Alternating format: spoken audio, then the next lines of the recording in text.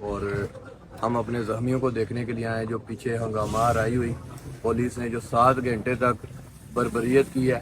اسپتال کے باہر DHQ کے باہر لگاتار گولیاں برساتے رہے ہیں اور ہم ان زخمیوں سے ملیں جو ان حالات میں زخمی ہوئے.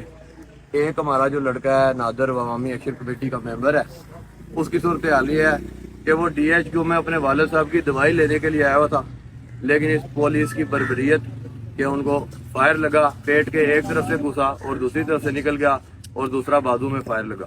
دوسرا جو ہمارا ساتھی ہے F2 کا رہنے والا منیب نام ہے اس کا غالباً, اس کے ساتھ صورتحال یہ ہوئی کہ وہ وہاں سے گزر رہا تھا اور پولیس نے پیچھے جا کے اس کے فائر مارا.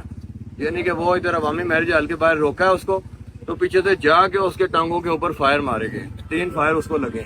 وہ اس وقت اسلام آباد ریفر کیا گیا.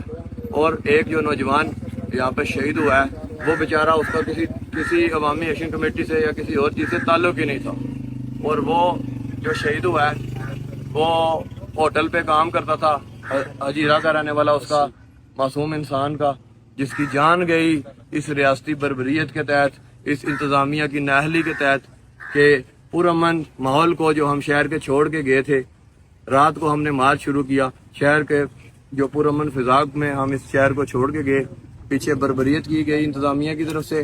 اور وہ بیچارہ جو حسیب لڑکا تھا وہ ہوٹل میں کام کرتا تھا, معصوم بچہ تھا, وہ ہوٹل سے باہر نکلا ہے تو اس کی ادھر چھاتی پہ آ کے گولی لگی ہے. یہ کس قسم کا ظلم ہے, یہ بہت بڑی ناانصافی ہے, اور اس انتظامیہ کے اس عمل کی ہم بھرپور مذمت کرتے ہیں.